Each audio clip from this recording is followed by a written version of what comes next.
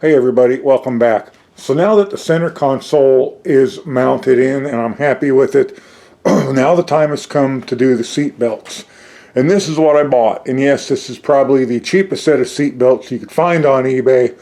That was, believe it or not my intention. I had originally bought a set that cost about twice as much, but what they sent me wasn't the same as what was in the picture. This part was just a loose belt, had no plastic outer shell, and instead of being 14 inches long was 21 inches long. So I had to send it back, and they seemed like they had absolutely no interest in sending me what I had really wanted, what was their original ad. Maybe they didn't have it, I don't know. So I bought these, which were stupidly cheap, 35 bucks for a pair of them. I don't know. Anyway, the vehicle originally came equipped with lap belts only, so I only have 2 mounting points per side in the vehicle for the front seats. And of course, these type of 3-point safety harnesses require 4 mounting points. So I have to have a mounting point per side. I have to have a mounting point for the buckle. I have to have a mounting point for the retractor. I have to have a mounting point for the top, which I think is that. Although that might be the bottom. That should be the top that's around your shoulder. And then this point is going to be for the also for the bottom back mounts, about where the retractor does. So I'm not 100% sure of the length of these.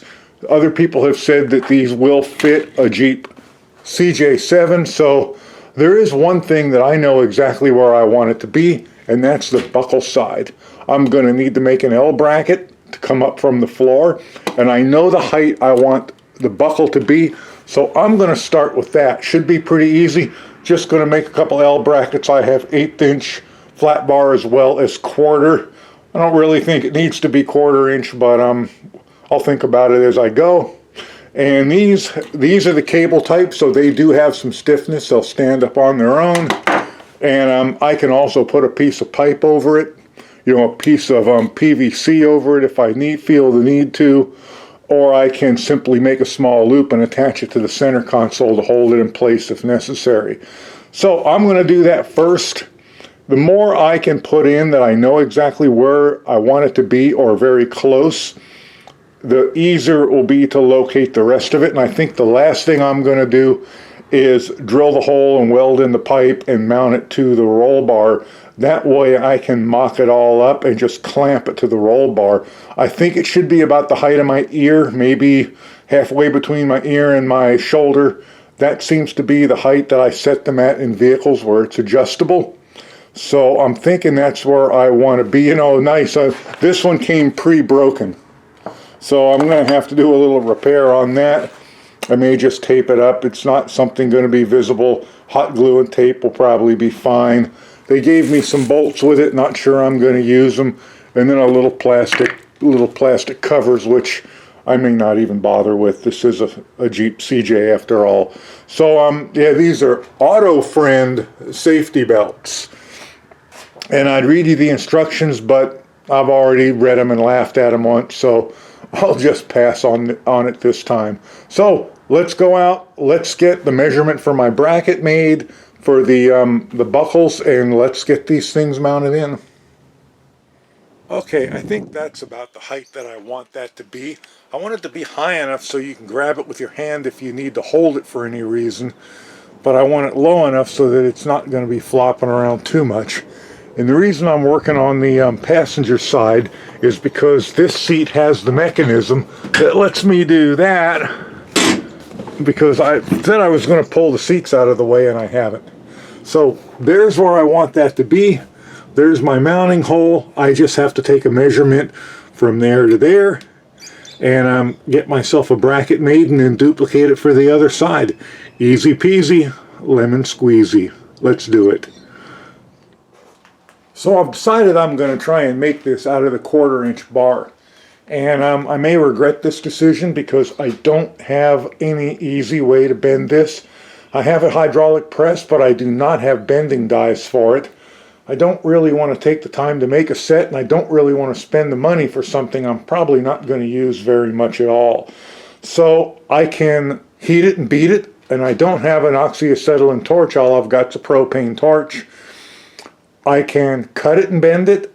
You know, I can cut it part way through, notch it and bend it, and then weld that back up, which is something I may do.